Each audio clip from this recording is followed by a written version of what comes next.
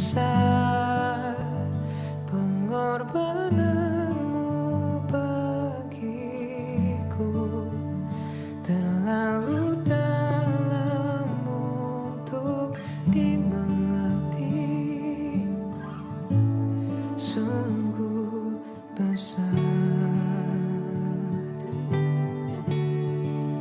sungguh indah yang kau pikirkan tentangku, tak terselami bagiku, sungguh indah.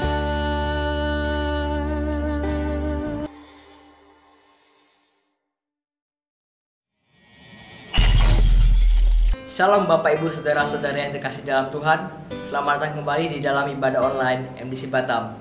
Sekarang kita tahu bahwa kita memasuki era yang baru, yaitu era new normal. Untuk memasuki era yang baru ini, kita sangat memerlukan tuntunan Tuhan untuk memampukan kita menjalani kehidupan secara maksimal dan mencapai masa depan yang cerah. Untuk itu, minggu ini kita akan mempelajari firman Tuhan yang berjudul Saya Perlu Dituntun, yang akan disampaikan oleh Jacob Barros. Melalui tema ini, kita akan mempelajari 3 sikap yang akan membantu kita mengalami tuntunan Tuhan di dalam kehidupan era new normal ini. Sebelum mendengarkan firman Tuhan, mari saya mengajak Bapak Ibu Saudara untuk mempersiapkan hati dan pikiran kita untuk terfokuskan kepada Tuhan. Selamat beribadah, Tuhan Yesus memberkati. Shalom, selamat hari Minggu bagi kita semua. Kita memuji Tuhan, memuliakan namanya oleh karena kebaikannya. Kita katakan dia, ajaib kau Tuhan.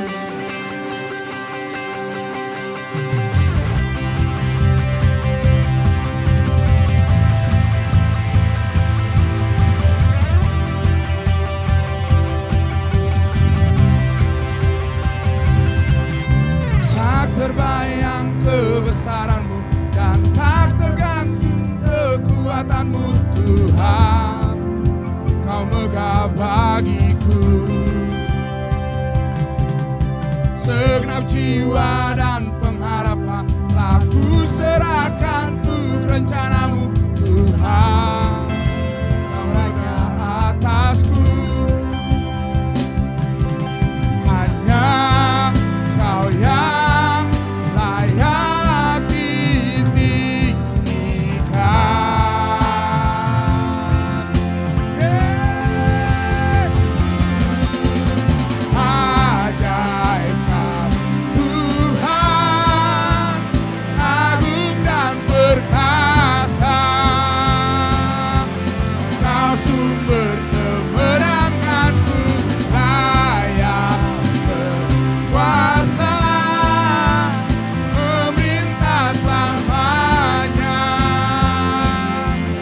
Yesus kaulah Raja mulia.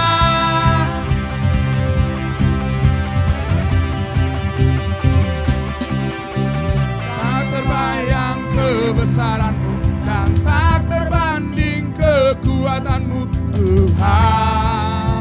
Kau megah bagiku,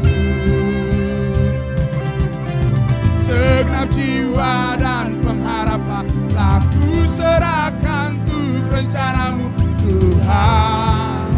Kau raja atasku, mari katakan, hanya kau yang layak ditinggikan.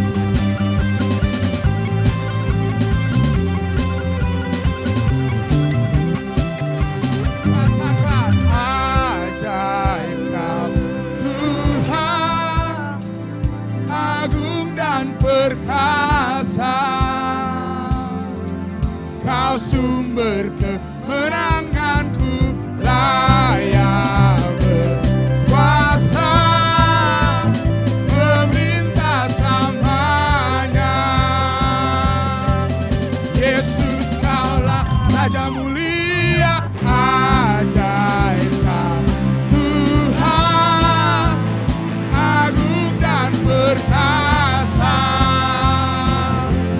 Kau sumber kemenanganku, layak berkuasa memerintah selamanya.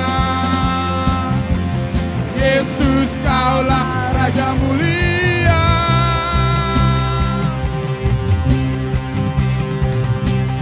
Raja mulia.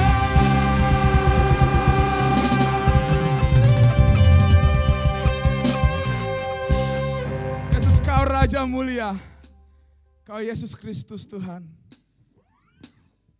yang mati bagi kami, yang memberikan kami keselamatan, yang memberikan kami pengharapan ya Tuhan. Terima kasih Tuhan, terima kasih.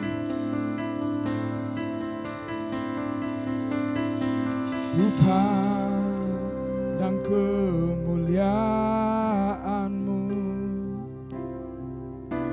Imam besar maha agung, Kaulah pemilik hidupku, Yesus Kristus Tuhan.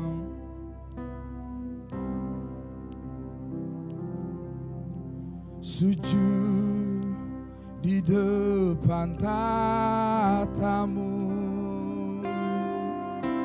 taklukkan seluruh hidupku, dalam tangan-Mu penebus, Yesus Kristus Tuhan.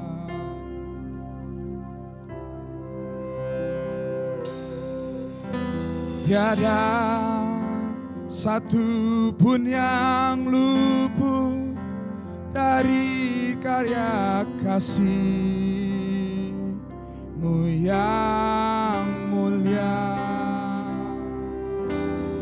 Beri-Mu segala pujian, hormat, kemuliaan.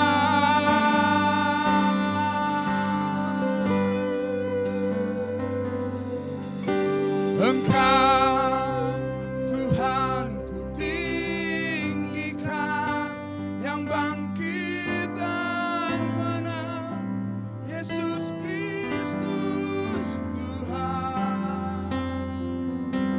Raja mulia dan luhur, berkorban bagiku.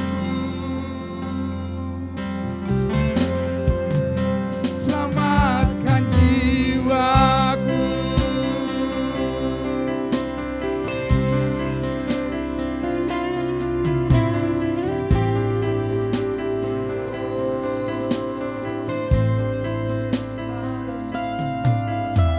Sujud di depan tatamu,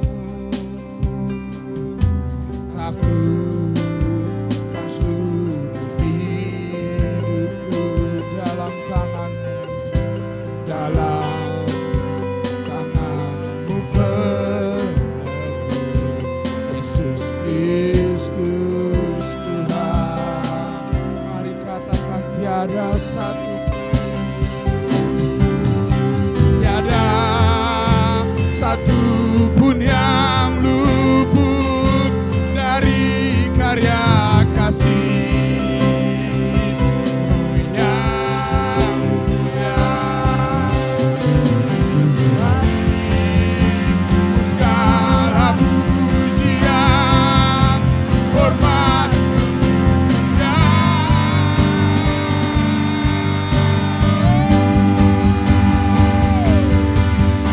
Engkau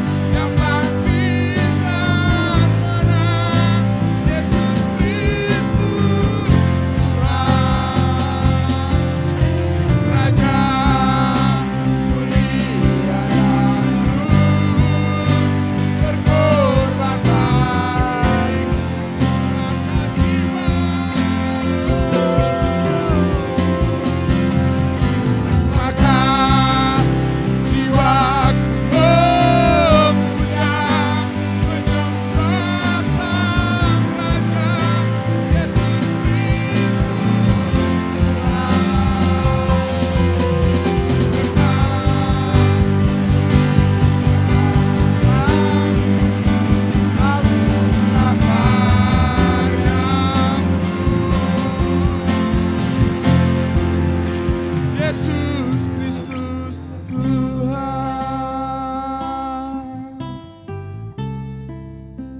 Yesus Kristus.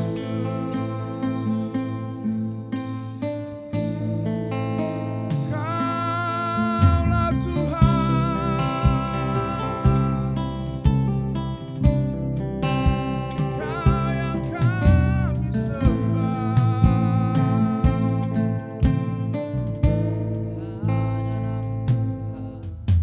Tiada satu pun yang luput dari karya kasih-Mu yang mulia. Bagi-Mu segala pujian, hormat, kemuliaan.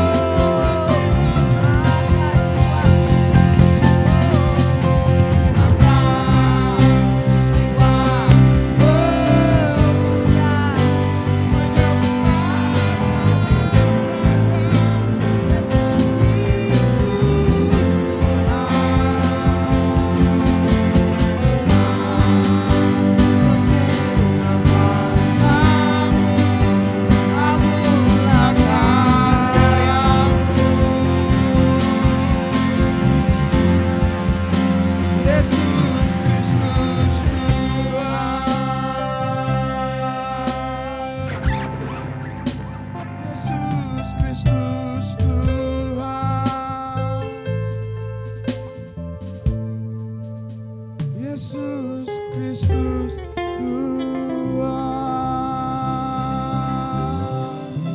Haleluya, haleluya.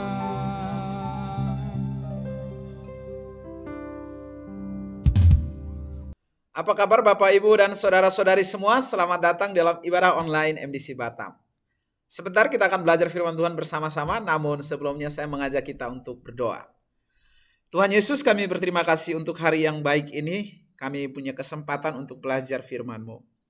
Walaupun ini dilakukan secara online, kami percaya bahwa kuasa Tuhan tidak pernah dibatasi oleh apapun. Kami berdoa Roh Kudus menuntun kami untuk dapat mengerti firman-Mu, sehingga kami dapat melakukannya di dalam kehidupan kami. Di dalam nama Tuhan Yesus kami berdoa. Amin.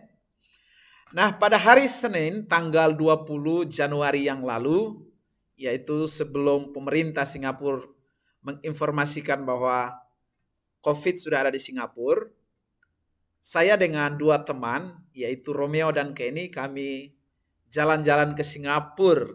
Karena kebetulan saya baru memiliki paspor, dan itu juga untuk yang pertama kali saya keluar negeri. Jadi kami memutuskan untuk hari Senin itu kami berangkat ke Singapura. Dan di antara kami bertiga, yaitu Kenny, dia setiap minggu dia ke Singapura. Sehingga dia cukup tahu jalan-jalan di Singapura. Dia tahu kemana kami harus pergi, wisata mana yang harus kami kunjungi. Dan itu sangat menolong sehingga perjalanan kami cukup menyenangkan. Dia memberitahu kami bagaimana bersikap di imigrasi, bagaimana melakukan check-in dan lain sebagainya. Dan perjalanan hari itu cukup sangat menyenangkan. Jadi kami tidak perlu tour guide untuk menuntun kami, karena kami punya Kenny yang menolong kami, yang mengarahkan kami sehingga menikmati perjalanan hari itu dan sangat berkesan. Ibu, bapak, dan saudara-saudari, kita sekarang sedang ada di dalam era new normal. Dan saya rasa kita juga perlu dituntun. Kita perlu penuntun yang mengarahkan kita sehingga kita tidak tersesat di jalan. Sehingga kita tidak gegabah di dalam mengambil keputusan-keputusan yang akhirnya mendatangkan kekecewaan, putus asa, tetapi kita dituntun untuk memperoleh kehidupan yang maksimal, kehidupan yang penuh dengan damai sejahtera. Untuk itu hari ini saya ingin mengajak kita untuk belajar apa yang dicatat di dalam Amsal pasal 3 ayat 5 dan 6. Di sana kita akan menemukan 3 pelajaran penting yang akan menolong kita untuk mengalami tuntunan daripada Tuhan. Sehingga kehidupan kita ini tidak tersesat, tidak mendatangkan kekecewaan, malah membuat kita meraih masa depan penuh dengan kemenangan. Karena tuntunan Tuhan pasti dan tepat. Tuntunan Tuhan sangat benar. Untuk itu mari kita baca di dalam Amsal pasal 3 ayat ke-5 dan ke-6. Di sana ditulis demikian. Percayalah kepada Tuhan dengan segenap hatimu dan janganlah bersandar kepada pengertianmu sendiri. Akuilah dia di dalam lakumu, maka ia akan meluruskan jalanmu. Berdasarkan dua ayat yang baru saja kita baca ini, ada 3 pelajaran penting yang akan kita pelajari, yang akan kita lakukan di dalam kehidupan kita memasuki era new normal ini, supaya kita dituntun oleh Tuhan. Ketiga pelajaran tersebut, yaitu yang pertama adalah mempercayai Tuhan dengan sepenuh hati. Allah akan menuntun kita jika kita mempercayainya dengan sepenuh hati. Itu yang dicatat di dalam Amsal pasal 3 ayat 5 bagian A yang sudah kita baca tadi. Mari kita perhatikan ayat itu. Percayalah kepada Tuhan dengan segenap hatimu. Bapak, Ibu, dan saudara-saudari, tuntunan Tuhan itu tidak pernah terbatas.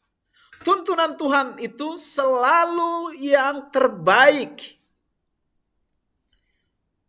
Yang menjadi penghalang dalam kehidupan kita ini adalah kita kurang mempercayai tuntunan Tuhan. Bukan Tuhan kurang menolong hidup kita. Tangan Tuhan itu tidak kurang panjang untuk memberkati kita. Telinganya itu tidak kurang tajam untuk mendengar seruan doa kita. Tetapi yang menjadi penghalang kita adalah kurangnya percaya kita kepada Tuhan. Ayat ini dia bilang mempercayai Tuhan dengan segenap hati. Kata segenap hati itu bukan berarti setengah hati atau separuh hati. Tidak. Segenap hati artinya sepenuh hati kita mempercayai Tuhan dan menaati Tuhan. Nah, sikap mempercayai Tuhan, sikap menaati Tuhan dengan sepenuh hati itulah yang dialami oleh seorang tokoh Alkitab yang sangat terkenal, yaitu Nuh. Sebagaimana dicatat di dalam kitab Kejadian pasal 6 ayat 13 sampai 16 dan ayat 22. Di sana diuraikan tentang bagaimana Nuh menaati Tuhan dengan segenap hatinya. Kita tahu di dalam kisah itu, sedikit latar belakang kisah Nuh. Pada masa itu, semua orang hidup tidak benar di hadapan Tuhan. Artinya hidup lebih banyak berbuat dosa. Sehingga Tuhan berencana untuk memusnahkan manusia dari muka bumi. Dan kemudian Tuhan mengirim air bah, bencana air bah, untuk memusnahkan segala yang ada di muka bumi ini. Namun Tuhan memerintahkan kepada Musa untuk membuat bahtera, sehingga dia dan seisi rumahnya dan hewan-hewan, beberapa hewan pilihan terselamatkan. Dan kisah itu dicatat di dalam Kejadian pasal 6 ayat 13 sampai 16 dan 22. Saya mengajak kita untuk membaca ayat itu. Berfirmanlah Allah kepada Nuh, Aku telah memutuskan untuk mengakhiri hidup segala makhluk sebab bumi telah penuh dengan kekerasan oleh mereka. Jadi aku akan memusnahkan mereka bersama-sama dengan bumi. Ayat 14. Buatlah bagimu sebuah bahtera dari kayu gofir. Bahtera itu harus kau buat berpetak-petak dan harus kau tutup dengan pakal dari luar dan dari dalam. Beginilah engkau harus membuat bahtera itu. Perhatikan. 300 hasta panjangnya, 50 hasta lebarnya, dan 30 hasta tingginya. Buatlah atap pada bahtera itu dan selesaikanlah bahtera itu sampai sehasta dari atas. Dan pasanglah pintu pada lambungnya. Buatlah bahtera itu bertingkat bawah, tengah, dan atas. Perhatikan ayat 22. Di sana ditulis demikian. Lalu Nuh melakukan semuanya itu seperti yang diperintahkan Allah kepadanya. Demikianlah dilakukannya. Saya ulang, baca ayat 22. Lalu Nuh melakukan semuanya itu tepat seperti yang diperintahkan Tuhan. Nuh tidak melakukan dengan setengah hati. Nuh tidak melakukan apa yang diperintahkan Tuhan dengan sebagian saja. Tetapi ayat 22 mengatakan bahwa Nuh melakukan tepat seperti yang Tuhan perintahkan. Artinya melakukan dengan sepenuh hati. Akibat daripada tindakan Nuh itu, kita tahu bahwa Nuh dan seisi keluarganya diselamatkan dari air bah itu. Ibu, bapak, dan saudara-saudari, kalau ingin kita mengalami pemeliharaan Tuhan dalam hidup kita, kalau ingin kita dituntun oleh Tuhan, ini yang harus kita lakukan. Mempercayai Tuhan dengan segenap hati kita. Bukan dengan setengah hati saja. Mempercayai dengan sepenuh hati. Kalau kita melakukannya, kita akan dituntun Tuhan.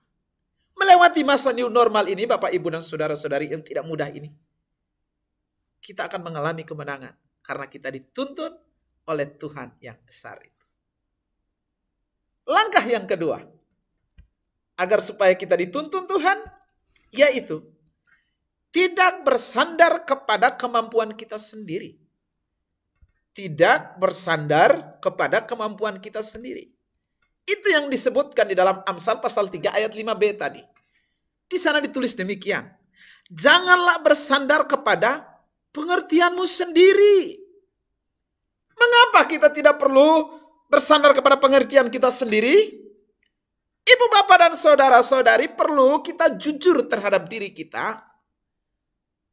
Kita harus mengatakan bahwa pengertian kita, pemahaman kita, akal kita, kemampuan kita itu terbatas. Saya ulang. Kita harus jujur dengan diri kita dan kita harus berkata bahwa kita ini adalah makhluk yang sangat-sangat terbatas. Kemampuan kita, cara pikir kita, semuanya terbatas. Karena terbatas, makanya ayat itu bilang, jangan bersandar kepada pengertianmu yang terbatas itu. Daripada bersandar kepada pengertian yang terbatas, lebih baik kita bersandar kepada Tuhan yang tidak terbatas itu. Hanya dengan demikian, kita dapat memasuki era new normal ini dan meraih kemenangan. Nah, mengenai perbedaan itu antara cara pikir yang terbatas pada manusia dan cara pikir Tuhan yang tidak terbatas, itu dituliskan di dalam Yesaya pasal 55 ayat 8 dan 9. Di sana dijelaskan demikian, menjelaskan tentang perbedaan antara pikiran manusia dan pikiran Tuhan. Saya ingin membaca ayat ini di dalam terjemahan bahasa Indonesia masa kini. Dia bilang begini, Tuhan berkata, pikiranku bukan pikiranmu dan jalanku bukan jalanmu. Setinggi langit di atas bumi, setinggi itulah pikiranku di atas pikiranmu dan jalanku di atas jalanmu. Ayat 9 saya ingin baca sekali lagi. Setinggi langit di atas bumi, setinggi itulah pikiran Tuhan di atas pikiran manusia dan jalan Tuhan di atas jalan manusia. Artinya bahwa pikiran kita ini terbatas dan pikiran Tuhan, jalan Tuhan tidak terbatas, dan seharusnya kita perlu bersandar kepada pikiran Tuhan, bukan kepada pengertian dan pemahaman kita. Alkisah, ada seorang petani memiliki kuda yang tinggi dan gagah. Tubuhnya tinggi dan gagah kudanya. Suatu kali kuda ini hilang dan tidak pulang. Mendengar berita kehilangan kuda ini, para tetangga datang menghampiri sang petani dan mereka berkata, "Kami ikut sedih melihat kehilangan yang dialami oleh Bapak." Mendengar ucapan selamat kesedihan dari para tetangga, sang petani berdiri, tersenyum dan berkata, "Terima kasih untuk ucapan yang Anda berikan. Namun, apakah dengan hilangnya kuda ini merupakan suatu kerugian atau suatu keberuntungan? Hanya Tuhan yang tahu." Mendengar ucapan dari para petani ini, para tetangga kemudian bingung dan berkata dalam hati mereka. Mereka berkata, "Dia kehilangan kuda. Bagaimana mungkin dia dapat berkata bahwa ini hanya Tuhan yang tahu?" Dan kemudian para tetangga ini pulang ke rumah mereka. Berselang 10 hari kemudian, kuda yang tadi hilang kembali ke rumah petani itu. Dan kuda itu membawa serta 15 kuda liar ke rumah petani itu. Dan melihat hal itu, para tetangga terkejut dan kaget. Segera mereka menghampiri petani dan mereka mengucapkan selamat atas keberuntungan yang dialami oleh petani ini, karena kudanya yang hilang kini telah pulang dan membawa serta 15 ekor kuda liar lainnya. Dan mereka berkata, "Selamat Pak atas keberuntungan itu." Kemudian sang petani kembali tersenyum dan berkata kepada para tetangga itu. Dia bilang, "Terima kasih atas ucapan Anda. Namun, apakah kembalinya kuda saya dengan 15 kuda ekor lainnya, apakah ini merupakan suatu keberuntungan atau suatu kerugian? Hanya Tuhan yang tahu." Para tetangga kembali bingung dengan jawaban itu dan mereka pulang. Mereka berkata dalam hati, orang ini pada waktu mengalami keberuntungan, dia katakan itu kerugian atau keberuntungan hanya Tuhan yang tahu. Pada waktu dia mengalami kerugian, hilang kudanya, dia tetap berkata begitu. Mereka makin tidak mengerti dengan sang petani ini. Beberapa hari kemudian, putra tunggal dari sang petani, anak laki-lakinya satu-satunya dari petani ini,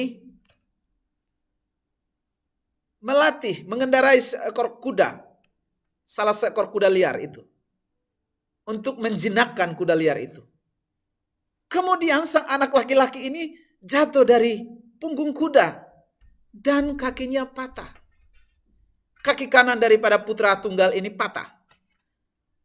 Melihat kejadian itu, para tetangga kemudian menghampiri petani dan berkata, "Kami turut prihatin atas musibah yang dialami oleh anak Papa." Menanggapi perhatian itu, sang petani kemudian berdiri tersenyum dan berkata, "Terima kasih atas perhatian yang Anda berikan. Namun, apakah musibah yang dialami oleh anak saya ini merupakan suatu keberuntungan atau suatu kerugian? Sekali lagi, hanya Tuhan yang tahu." Para tetangga kembali bingung dan mereka pulang ke rumah mereka. 1 bulan kemudian, tanpa diduga, terjadi perang antara negeri mereka dan negeri yang lain. Sehingga semua anak laki-laki diwajibkan ikut militer, menjadi tentara untuk ikut di dalam medan perang. Tetapi karena anak tunggal petani tadi kakinya patah, dia tidak dianjurkan, dia bebas dari kewajiban itu untuk ikut berperang. Dan anak-anak yang lain semua sudah didaftarkan. Kembali para tetangga itu mendatangi sang petani, mereka berkumpul. Dan kali ini para tetangga berkumpul dalam keadaan sedih dan menangis. Mereka menangis karena putra-putra mereka telah pergi. Karena belum tentu putra-putra mereka akan kembali atau mereka akan bertemu dengan putra-putri mereka, putra-putra mereka dalam keadaan selamat. Melihat tangisan oleh para tetangga ini, kemudian sang petani tadi kembali dan berkata kepada mereka, kepergian putra-putra Anda ke medan perang, apakah itu merupakan suatu keberuntungan atau suatu kerugian? Jawabannya adalah hanya Tuhan yang tahu. Hanya Tuhan yang tahu. Ibu, bapak, dan saudara-saudari, pendapat sang petani yang mengatakan bahwa hanya Tuhan yang tahu sangatlah benar dan tepat. Pendapat daripada sang petani ini sangatlah benar. Kenapa? Karena memang betul hanya Tuhan yang tahu. Kenapa hanya Tuhan yang tahu? Karena Tuhan mampu melihat secara menyeluruh setiap peristiwa yang terjadi. Tuhan mampu melihat ke depan. Apa yang akan terjadi di depan ada di dalam genggaman Tuhan. Sementara manusia hanya bisa mampu melihat apa yang terjadi sekarang dan hari ini. Pengertian kita terbatas. Dan Tuhan tidak terbatas. Atas dasar ketidakterbatasan Tuhan itulah kita perlu bersandar kepadanya. Semua hal yang terjadi, Tuhan mengetahuinya. Itu sebabnya kembali saya mengingatkan kita, memasuki era new normal ini, tidak ada cara lain selain kita bersandar kepada pengertian Tuhan yang tidak terbatas itu. Langkah yang ketiga, supaya kita dapat dituntun Tuhan memasuki era new normal ini, adalah mengakui Tuhan di dalam segala tindakan kita. Itulah yang dicatat di dalam Amsal pasal 3 ayat 6. Kembali saya ingin membaca ayat ini. Di sana ditulis demikian, akuilah dia dalam segala lakumu, maka ia akan meluruskan jalanmu. Di dalam terjemahan bahasa Indonesia masa kini dia bilang begini, ingatlah pada Tuhan dalam segala sesuatu yang kau lakukan. Maka ia Tuhan akan menunjukkan kepadamu cara hidup yang baik. Ingatlah pada Tuhan dalam segala sesuatu yang kita lakukan. Senantiasa melibatkan Tuhan. Akibatnya apa? Tuhan akan menunjukkan kepada kita cara hidup yang baik. Atau Tuhan akan menuntun kita kepada jalan yang lurus. Sebelum saya mengakhiri khotbah ini, izinkan saya untuk menyampaikan hal-hal ini Bapak, Ibu, dan saudara-saudari.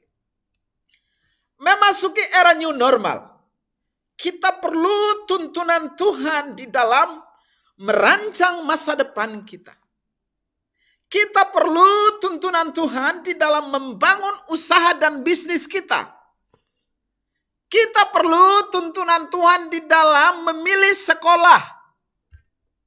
Kita perlu tuntunan Tuhan di dalam mencari pekerjaan. Kita perlu tuntunan Tuhan di dalam mendidik anak-anak. Kita perlu tuntunan Tuhan di dalam membangun pelayanan. Kita perlu tuntunan Tuhan di dalam membangun rumah tangga. 3 hal agar kita dapat dituntun Tuhan. Yaitu mempercayai Tuhan dengan sepenuh hati.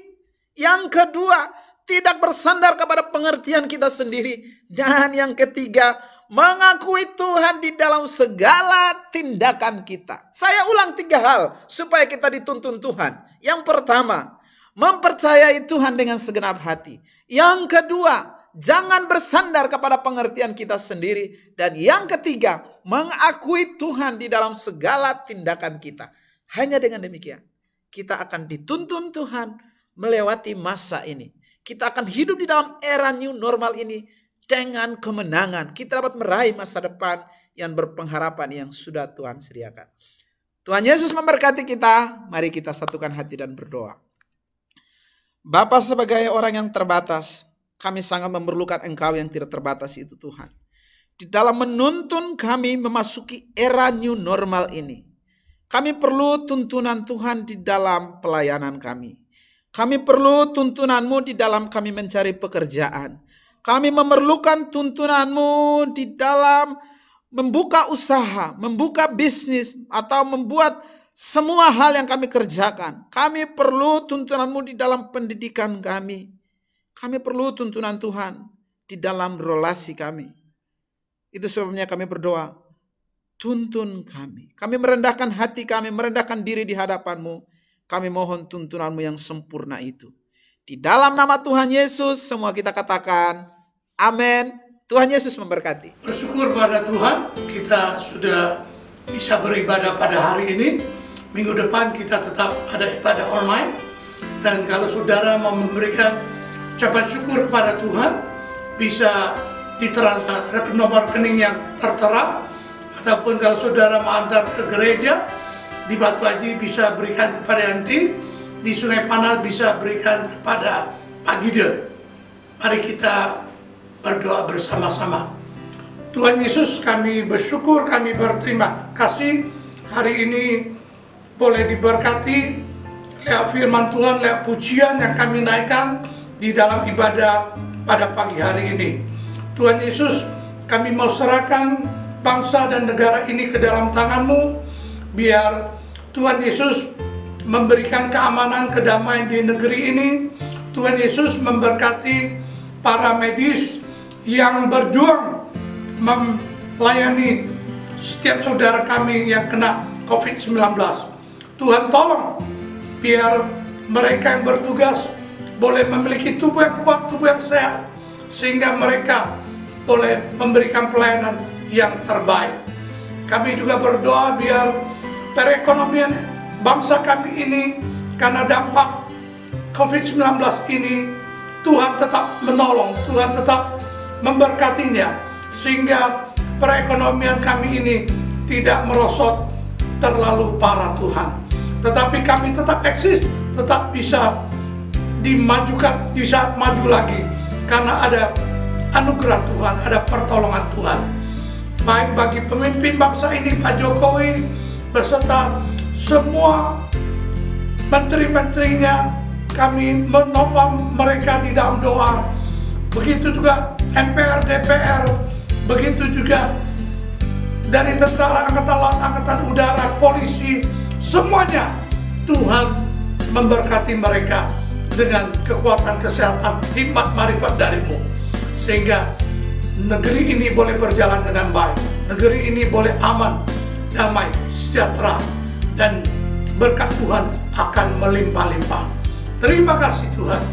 Kami yakin dan percaya setiap saudara yang ada dimanapun juga, yang hari ini mengikuti ibadah ini, boleh merasakan kuat kuasa Tuhan, boleh merasakan jamahan Tuhan.